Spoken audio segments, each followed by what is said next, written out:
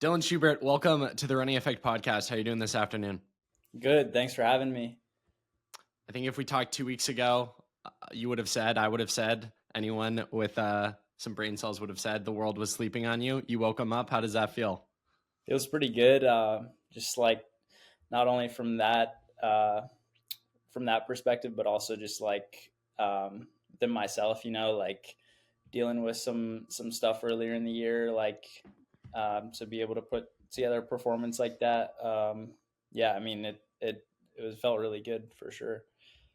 What's interesting is you look 2 years ago and you placed 11th at the cross NCAA cross championship meet. And so logically, you could assume on paper, it kind of makes sense why you would be a top three guy. But still, even for me and I think other people, it was like, where'd this guy come from? What did it feel like to you? And did you see something like this coming? Yeah, I would say one thing, um, being like at Furman, I think just being a smaller school, there's like a little less publicity maybe as well, and it's like a lot of a lot of people tend to talk more about like the bigger teams or the bigger schools, which often have like quite a variety like of talent. And so like the Oklahoma States, the Arkansas, BYU, Stanford, Notre Dame, UNC, whatever it may be, like they definitely get that like Power Five coverage. I think a little more.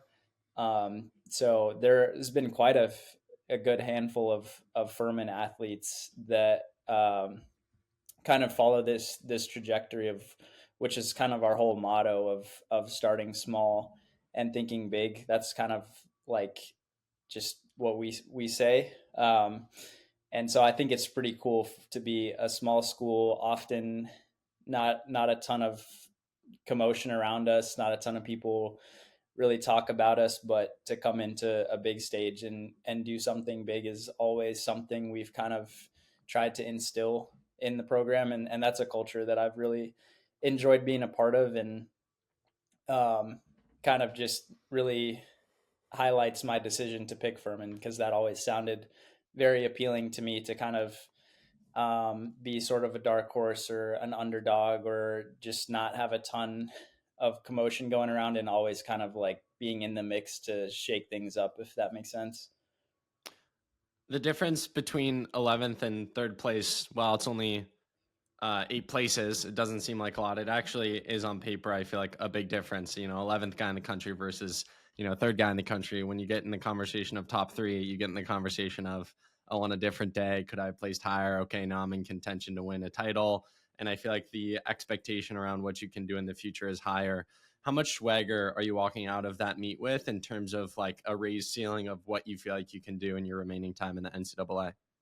Yeah, for sure. I think, well, the race was very interesting the way it just played out because um, I just think from a standpoint of race savviness, like I raced really as well as I could have. I didn't expend a ton of energy. I was always just kind of up near the front, just didn't do any leading, was picking my lines like where I needed to. I knew the course really well.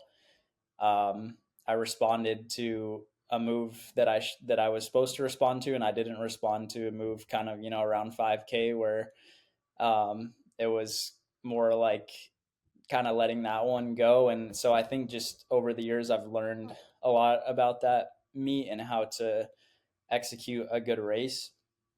And I think a lot of guys, one thing Coach Gary here is like big on is at the national meet, you don't really have to run great. You don't have to run insane. You just have to not really run bad.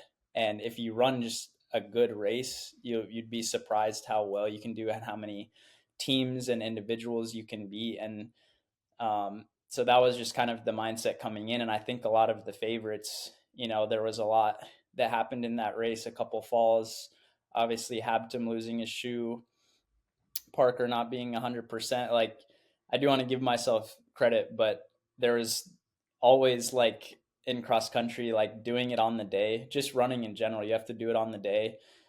And I think that's, adds to the ability to shake things up. If you're one of the people that can just like execute it on the day, you can really shake things up. And that was kind of like coming in. I was like, you're right. Like, I guess 11th to third is a pretty big jump, but if you're trying to run in that top 10 and you're there deep into the race, like if you're capable of being in the top 10, you're going to be there when the winning move is made.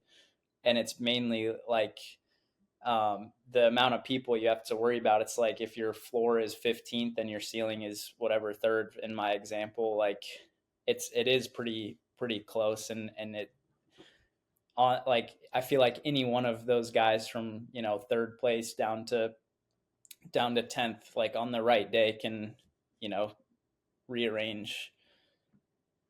Earlier on in your response there, you talked a little bit about your tactics. I'm curious, from someone who's won, I think 8 conference titles, you placed there at the NCAA meet, a lot of different accolades, and you've been in big races, made big moves. What do you feel like makes a good tactician? What are the qualities that makes you a skilled tactician? And someone listening out there who wants to be a good tactician, where should they start?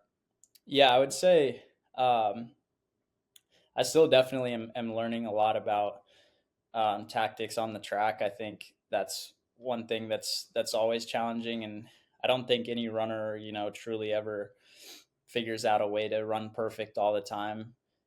But I would say that a couple big takeaways for me is that there's almost always a move that somebody makes that's like a bit antsy or a little bit eager and greedy. And I think if you can kind of identify which move that is and sort of not respond to it at all, but like sort of find a way to check it a little bit and just be in a good position to know that that's not a real move. And you still have to be attentive to those things, and you kind of only get like a lot of kind of a big thing I tell myself with racing is like you get 2 little jabs and then you get one haymaker. Like you can't keep throwing haymaker after haymaker. So you really have to be careful with that energy, and you sort of get 2 little small pushes in a race, whether it's to try and cover one of those like greedy moves a little bit,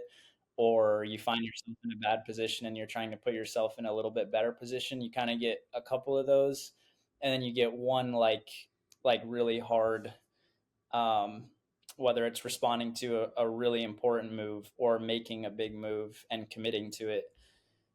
So I think just trying to execute uh, that sort of process of thinking in races like cross country, for example, there's plenty of that goes on in the track, like same thing. So I think that was a big sort of um, like way that I approached these races that started to get very competitive, and that has really helped me over the years. In other sports, they talk a lot about watching film, studying the game, studying opponents. Do you implement any of that from other sports into your own running? Are you watching previous year's NCAA championships? Are you staying up to date on like what a Graham Blanks did at his conference meet? How much in the weeds are you versus pretty clueless when you step on the start line?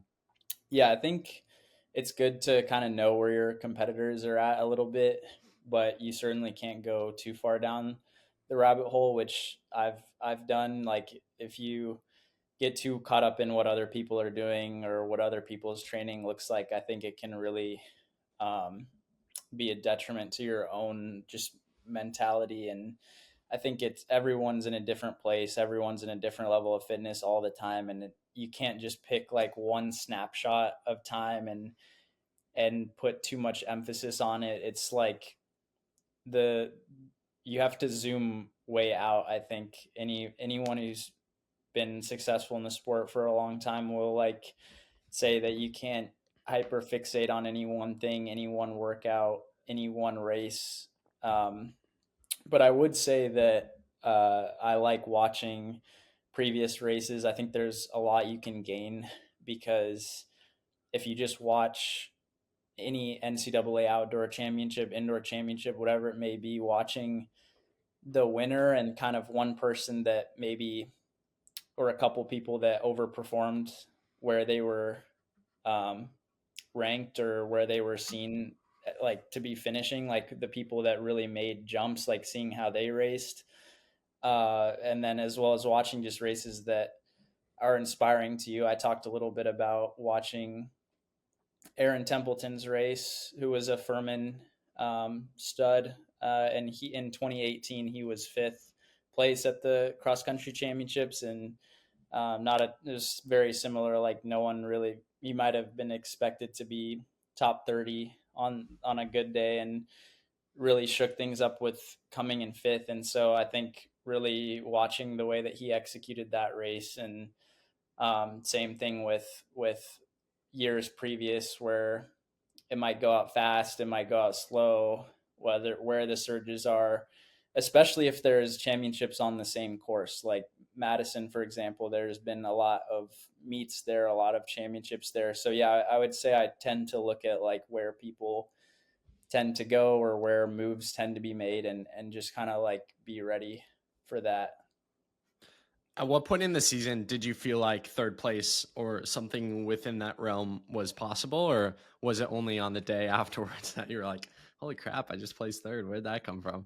Yeah, I think once I started getting towards the week of conference, I had a really big week of training. One of the benefits of being in a smaller conference like the Southern Conference, which we've won 12 years in a row now, so like we don't have really any competition there. Every once in a while, there's an individual that might shake things up, but for the most part, like this year, for example, it was just practically an inter squad meet. And so I think while it is cool to have some of the sort of, I guess, the accolade of being all conference or being a conference champ in the ACC or the SEC or whatever it may be, one of those bigger conferences, I think is really cool. I think there's kind of a trade off because you have to race your conference meet pretty hard and maybe have to back off your training a little bit and go against other ranked teams and individuals. And one thing that I think is an advantage of being in a smaller conference is the ability to really train through that week. And so I had a really big week of training, trained completely through that race. Even like felt pretty fit in the race, and that's when I kind of knew that the momentum was there, and I was on like a good trajectory to get back to a level of fitness where I knew I could be competitive at the national meet. And at regionals, I was third there and was really pulling the reins back at that meet and saving a lot. And I think that was something I had really learned after the past couple of years, is how fresh you can keep your body coming off of regionals, because two 10Ks in 8 days is really, really brutal. And if you have the luxury of being able to, not everyone has that luxury, but if you have the luxury of being able to sort of manage your effort at the regional meet, I think it really, really bodes well for the national meet. So yeah, I didn't really have a race where it was a true test until nationals, but honestly, like I felt really fresh, and it was a little scary not having that really hard effort under my belt yet. But I did race at pre-nationals, but just where my body was at and everything, it just like it was more of a shock to the system than anything. But yeah, I just felt really fresh, and once I was on the start line for nationals, I knew I could do something special. You say big week of training. Can you fill that out? What that looked like, and maybe a workout or two you did that gave you confidence going into some of these bigger races this fall? Yeah, sure. I think one thing I have really learned this year, and Mark Coogan talks about this a lot. My coach talks about this a lot. It's like this idea of B plus workouts and doing workouts to gain fitness rather than improve fitness. And I think that was a big shift that I had, because I think I would make the mistake of, if I would feel good, really starting to push that extra like 1 to 2%, really try and get everything out of a workout. And I think when you do that, you run the risk of like kind of collapsing. You run the risk of taking a step back, whether it's with injury or being a little bit overworked, having to miss a session like in the future. And so I think one thing that was huge this year for me was I knew that I wasn't in the shape I was wanted to be in earlier in the season, and but I was really conscious of just gaining fitness through each workout, just doing smart training and not never overreaching. And that was honestly huge. But like, to give kind of an example for the week of conference, I think that that Tuesday we had done, like, we have a golf course here at Furman that we are able to get out on and do workouts on, which I think is really, and it's very hilly and challenging. And Coach Gary's big on like high volume workouts, so it's something like 3 times 3 mile is kind of a big one, big staple we do. Paces usually range from like 5:10 or so to like around 5 flat. So some like high volume workouts like that where you're not getting down super fast, but you're just getting a ton of strength, and you're really having to work on your legs, like having legs by it's 9 miles of volume on hilly grass. And so um, those are kind of staples we do here, is just high volume stuff like that. And then just kind of a couple days out from conference doing uh, just like a little bit of a light tune up in the morning, and then some more threshold in the evening, like 8 times a K or whatever. And then, in another 2 days coming back and racing, not all out, but racing hard. Like at conference, we wanted to go out really hard and then sort of settled it in and then close really hard. And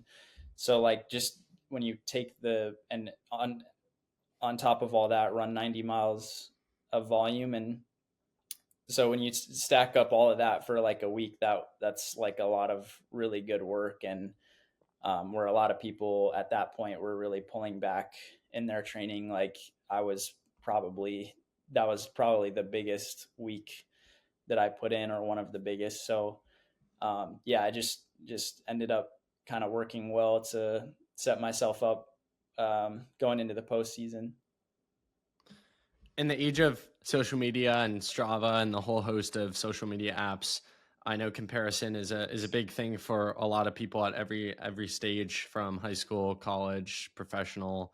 Kind of, yeah, everyone struggles with it. It's a very human, innate thing. How have you struggled with or balanced that out throughout the year, specifically when it comes to competitors training? How aware are you of what they're doing, and what's your process to kind of overcome that and focus on yourself, where your feet are, and what you're doing? Yeah, for sure. Like I kind of mentioned earlier, the whole thing with you have to be careful of these snapshots of time where it's like one workout, one post, like one race. There's so much, especially with social media. Everyone's posting like a memorable time for them or a good performance, or for the most part, like that's what you're seeing. And when I was in high school, Strava wasn't.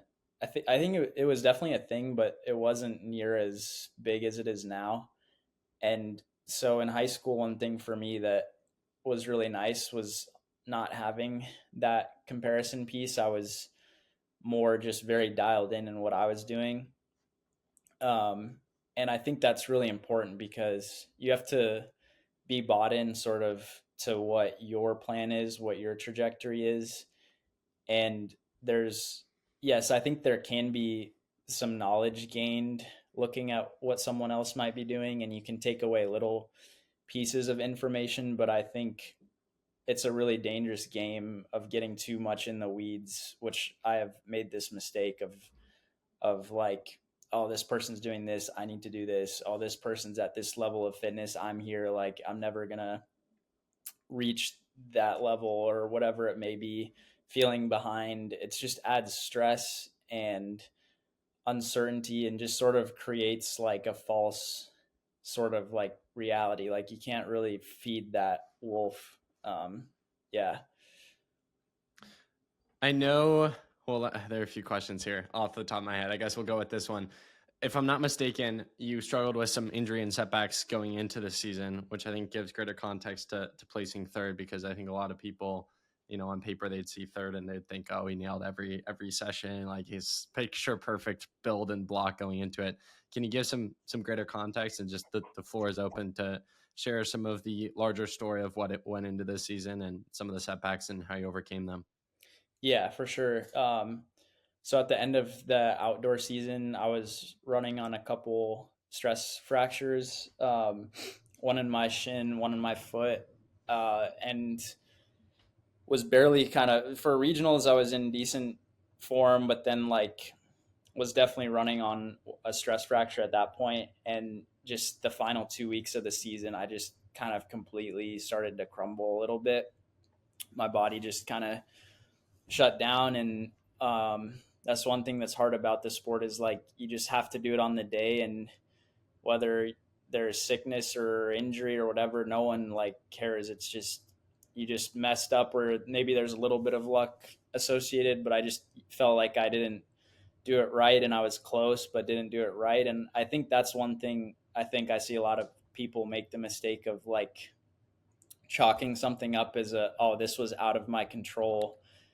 That's why I ran bad. Like I got injured. Like it was out of my control. But they don't like analyze it. Like what led to the injury? Maybe there's some luck, but you can have like certain things like, was I overtraining at this point in the season? Was I under fueling at this point in the season? Did I have a stretch where I probably should have pulled back, but I was pushing it instead? And so I think you have to be able to take away those things to make sure the next time it doesn't happen. And sure, there's some things that are out of your control. Like last year, I got mono at the beginning of the cross country season, and there's really like nothing you can do there. But yeah, so after NCAA outdoors, I just took a lot of time mentally to sort of reset, which I think is important. I just needed like not only physically to recover, but mentally just a few weeks to really reset, and then kind of started to do a bit of cross training on the bike. So I did a lot of biking in the summer, which was really helped at least keep some sort of foundation. I know it's not as ideal as running 80, 90-mile weeks in the summer, but it was, it was still something, and was able to get into decent shape and do that, and sort of like kept that in place throughout the beginning of the season as I kept increasing my running volume. And then as that just kept going up with running, I just kind of like backed off of the biking, and really started to feel better and better as my legs kind of came around. And it did feel like I had a good base. It just felt like I had to sharpen up a little to be able to utilize it, if that makes sense. Like once I started being a more efficient like runner again, like I could really utilize like the base that I had built in the summertime with all the cross training. A lot of people will set goals and think because they're so much out of their current reach that they do need to have that picture perfect block to achieve those things. I think you're an example where if I talked to you before the season, you probably would have been thrilled with a third place finish. That probably would have been somewhere close to your goals, and yet you did it off of an, I guess, unideal situation and build up. Could you speak to the listener who maybe has the misconception that everything has to go picture perfect? They have to hit every workout, every training run, like can't miss a day in order to achieve their goals.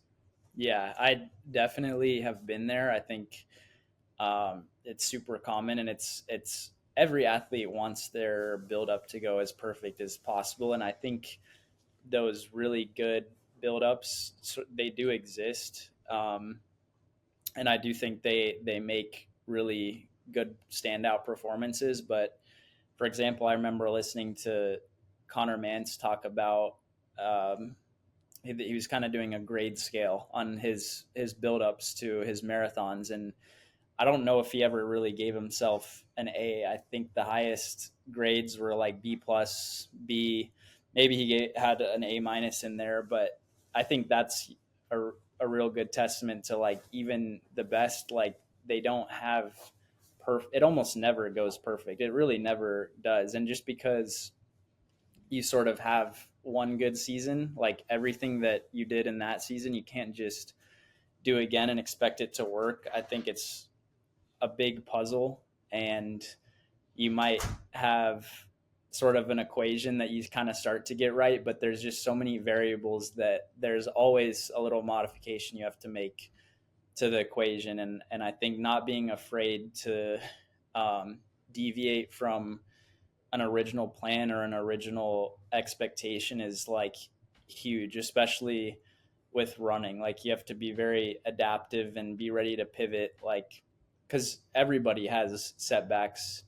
And that was one thing that was important for me to realize. It's like, I don't know, guys that were running really well, like Parker Wolf or Graham Blanks, like they've all, both of them have, just using them as an example, like have had setbacks in their college careers. And um, it's never perfect. Like nobody can be perfect all the time in this sport.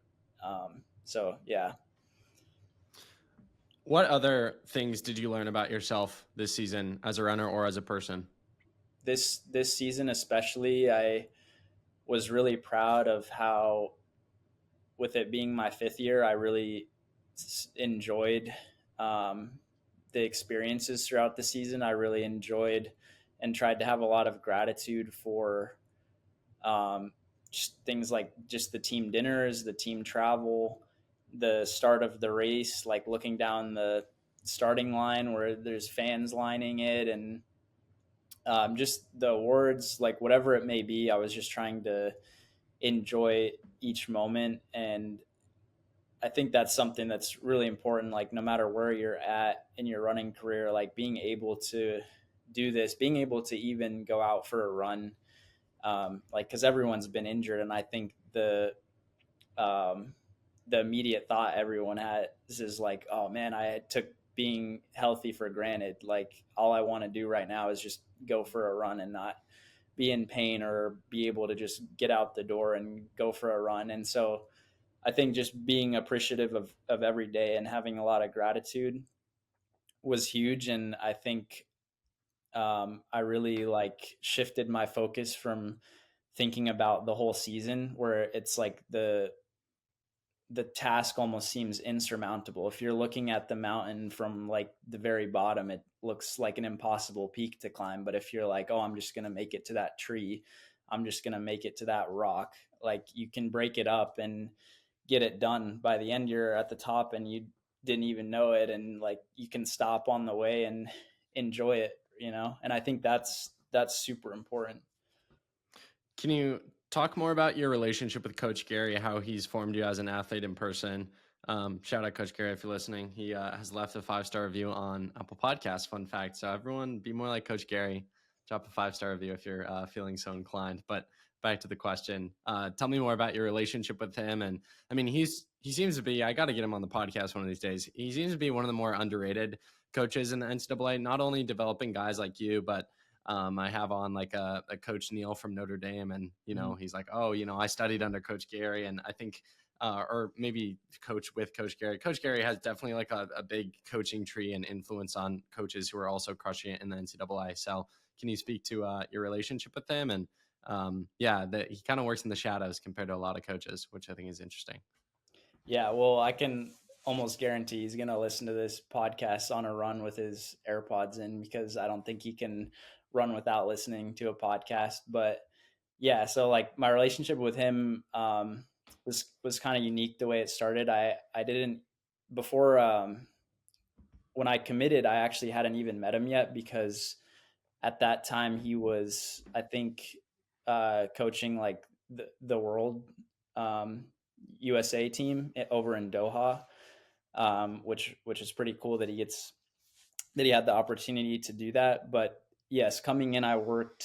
Coach Gary was the head coach, but Coach Neal was more in charge of cross country and sort of the more longer distance, like 5K, 10K guys.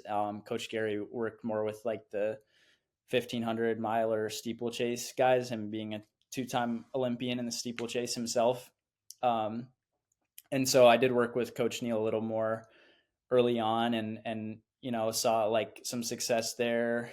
and he ended up going to Notre Dame, and Coach Gary kind of took more of the reins of coaching full year round, cross country, 5K, 10K, whatever it may be. And um, honestly, I really enjoyed like the opportunity to be coached more by him full time, and I think he's done a tremendous job with this program, both him and his wife, Coach Rita. And it's just a really cool culture that they've built here with that whole mentality that we talk about, like the starting small, thinking big. And he's been someone who has always sort of like, he really tells you the truth, and I think it's hard for a lot of athletes to hear the truth.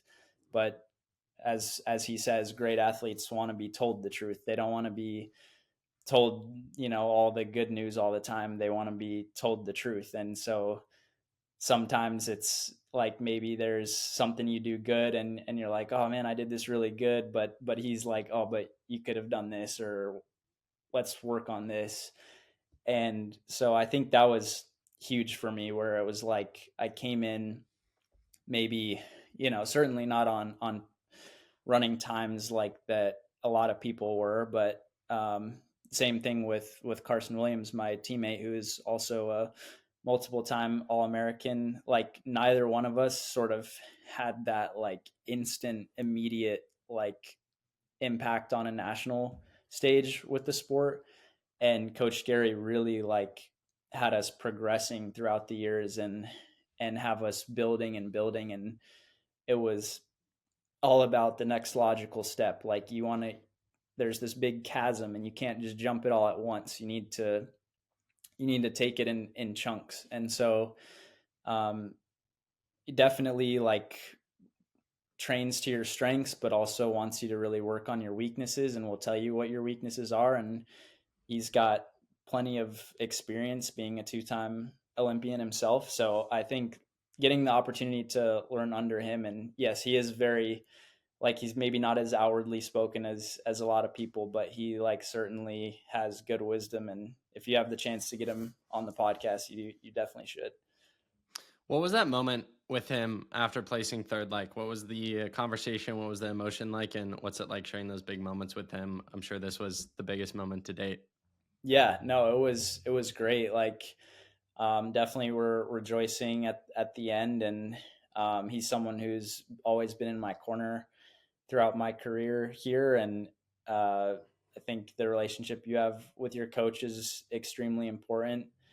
Um, but yeah, he was just not only super proud of me, but super proud of the team. Like the past two cross country championships before this one, we haven't made it as a team, and we had a team that was unranked at the beginning of the season, and came away with a 17th place finish this year. And so like I think he was just really proud of us as a group. And he really did, like, as far as like the training over the years, he's definitely someone who's not stuck in their own ways. Like he's always learning about the sport. Like he's always making adjustments, making tweaks. And I think like that's a great testament to a great coach, because like a lot of times you'll see coaches end up in, I don't know, in a position that they really like, and they might not put forth all the effort because they're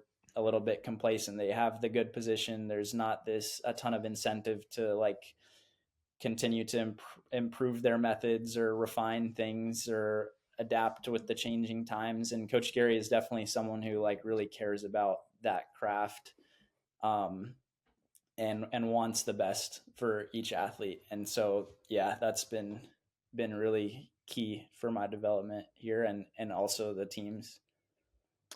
Another subset of your life that you have going on, it also connects you to former podcast guest Paul Stafford. You work with him on his little coaching business. Can you share more about, the lessons you've learned from Coach Gary, as well as just being like a very successful athlete, and how you're now implementing that into being a coach? Yeah, I definitely have this like desire to get into coaching when I'm done with the sport. Coach Gary has a ton of great connections within the running world.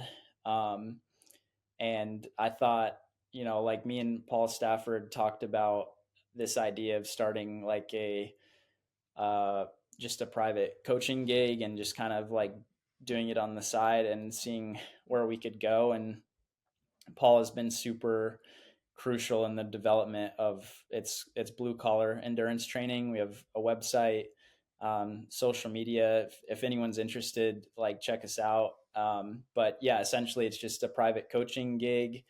Um, we prescribe training, strength training. We've just partnered with Kinesis Sports Integrated, which is a um, really renowned lab in Boulder, Colorado, and we're using them to sort of do strength work now. And we eventually hope to have like a very comprehensive, all-inclusive package to offer to athletes that's includes nutrition, like sports physio, um, sports psychology, like everything. We want to really like change sort of the game because there's a big market in private coaching with running, and I think a lot of kids, with running being more of a sport that doesn't get a ton of popularity, I think a lot of these kids in high school um, are with coaches that don't know a ton about the sport, or maybe like just they end up. When I was in high school, I was very fortunate. I had a coach that really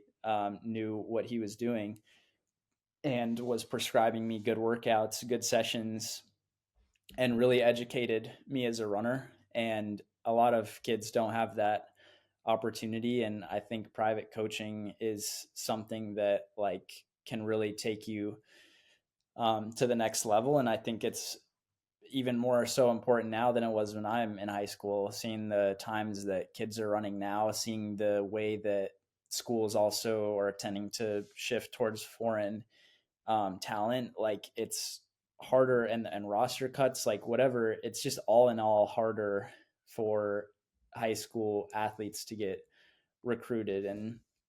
And so like that's one thing I've found very fulfilling is like, oh, there's a kid who doesn't have access to great coaching, whether they just want to get better in the sport or make it to a level they can run in college. Like it's been super fulfilling to me to work with these athletes, you know, and obviously there's a ton of valuable insights I've taken from Coach Gary and being a part of this program.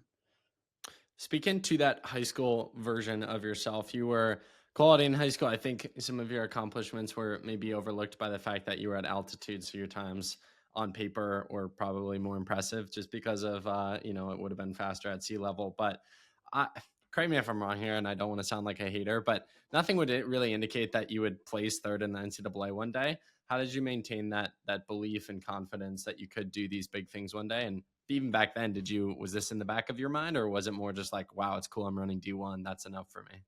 Mm-hmm. Yeah, I think that was definitely my goal, was to get to a level where I felt like I, was finally starting to get to some outreach from other schools to run um, in college and do that like with a scholarship. I think that's a big sort of like blessing that uh, not many people get the chance to do that. And so yeah, my in high school, to talk a little bit about that, I was the state champion in the 2 mile for Colorado and made NXN twice individually. And my highest place finish was 14th at NXN.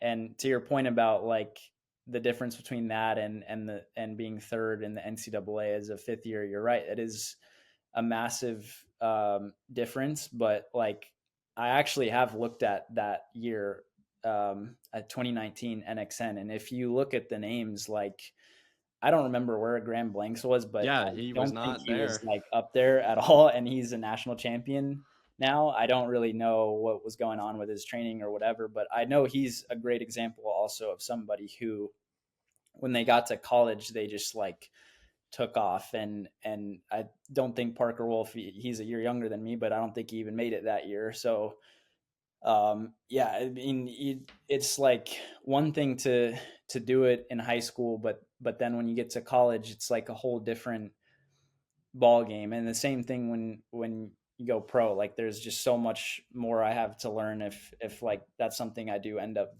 doing. It's just like you're going from the top of the you're going from like the cream of the crop back to the bottom again. And for me, that was something that actually was always super motivating to me was um, like in high school, like you know everybody, you're competing against everybody, and you're at the front in all these races, and then you kind of like don't really know anybody anymore, and that you're back at the bottom again, and you have to work your way up. And that was always something that um, I really found like appealing, like that challenge and just like getting bit by bit like better and better and just trying to be the best runner that I could be along the way, I think was really important. And I remember like, you know, for example, breaking 14 minutes in the 5K the first time as a sophomore. And that was like a huge step. Like that, I was super happy with that huge step.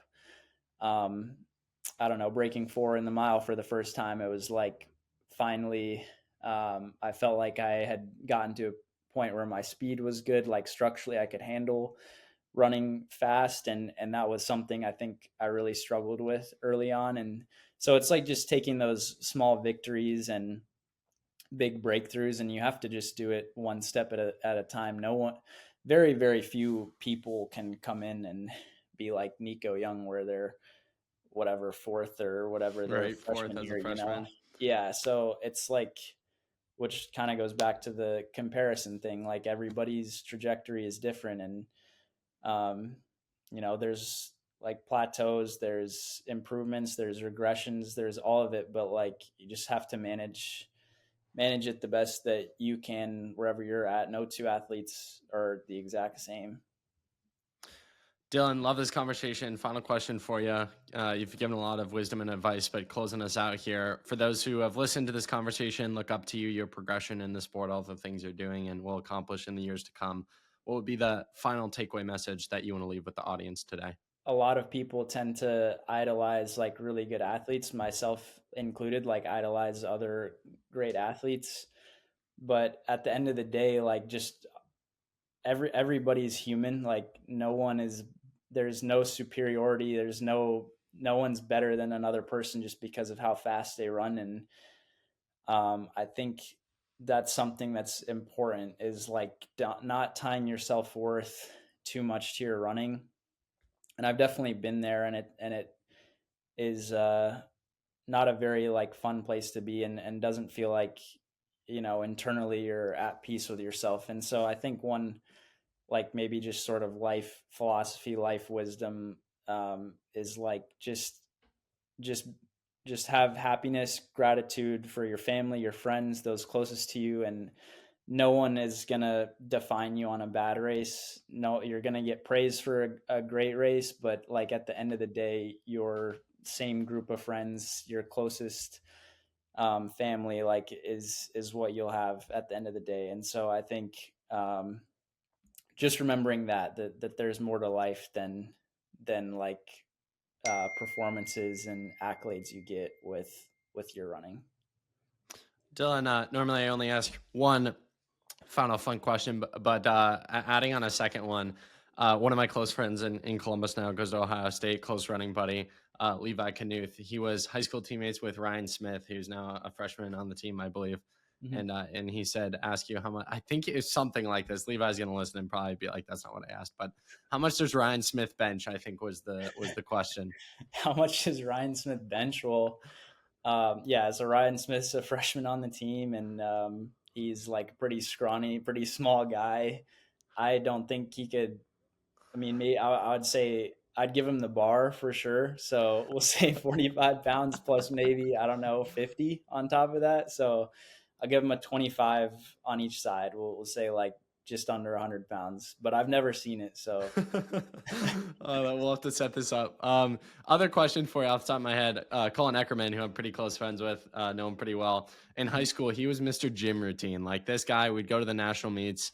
I'd be doing event marketing for them. That kid was always in the gym, always in the gym. Has this carried over to college with his oh funky yeah, band routines and all yes. that? Honestly, to Colin's credit, I think, he has definitely influenced a little bit of my approach to the weight room. But yeah, Colin is actually like he thinks he's David Goggins. Like he'll run, he'll race, he'll go right into the weight room. Like it doesn't matter. I'm like, you don't need to be doing all that maybe all the time, but he definitely is like shifted my perspective. And I think with a lot of the way the science is sort of coming out, and there's a lot of great strength coaches on Instagram now as well, sort of talk about this stuff more. But yeah, I think being good in the weight room, and that's actually one thing I started doing a little more this year was um, not being afraid of like lifting a little heavier, whether it was like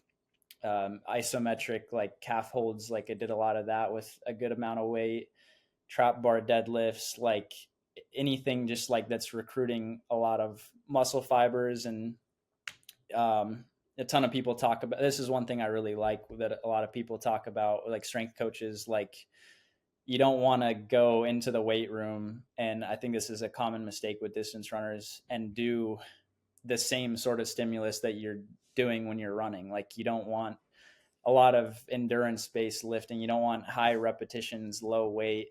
I think it's a good time to really like fire up your neuromuscular system, like recruit a lot of muscle fibers.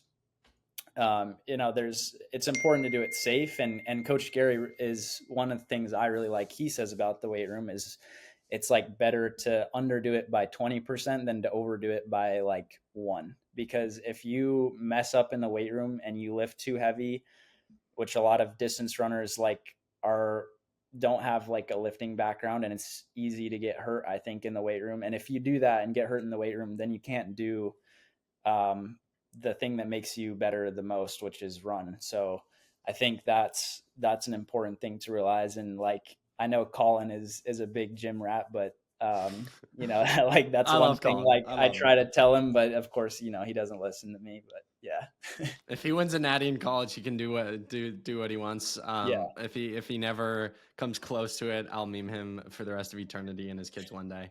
But he looks like a goof doing it. It was just so funny. Like at Brooks PR, Foot Locker. Where's Colin at? It's like, oh, he's probably in the gym, Yep. and it was almost always That gym. hasn't So, changed one bit.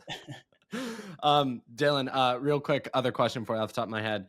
No post on Instagram. Is that just not your cup of tea? Are we gonna see some sort of recap or some sort of cold caption with third place finish? Yeah, definitely. I am not like, I definitely need to do, I guess, a better job with the social media. That's not like my cup of tea. I don't know. It's tough, like the social media, because I think a lot of I actually have heard from a former Furman alum who trains with Brooks Beast now, that Josh Kerr, like leading into the Olympics, went full flip phone. No social medias, just put the phone in the drawer, like just train. So I think like having those breaks from social media are really important, especially now with the reels, whatever, maybe like everybody finds themselves like scrolling too much. Like, so I would say in general, I try and like limit my time there. But yeah, I'll for sure put together a post. There's been a lot going on, but yeah, I will. You can expect that coming. Heck yeah. Dylan, final question for you. The question I ask every single guest on every single episode. If you had Gordon Ramsay coming over to your house for dinner, what would you choose to make for him? What would I choose to make for him? Yes, Chef Dylan.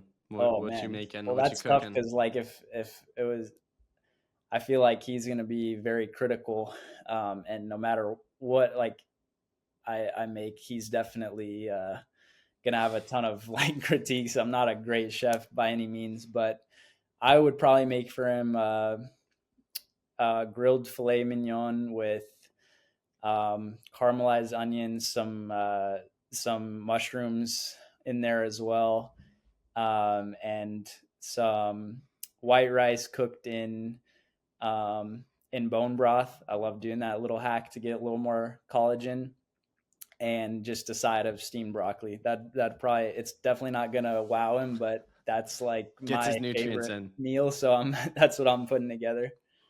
Dylan, appreciate the conversation, man. Your openness to hop on the podcast, share a lot of insights and exclusive stories from this past season, and all that went into that remarkable finish in Madison. Keep crushing it, man, and excited to follow along the journey some more. Cool. Thanks. I really enjoyed it. Thanks for having me.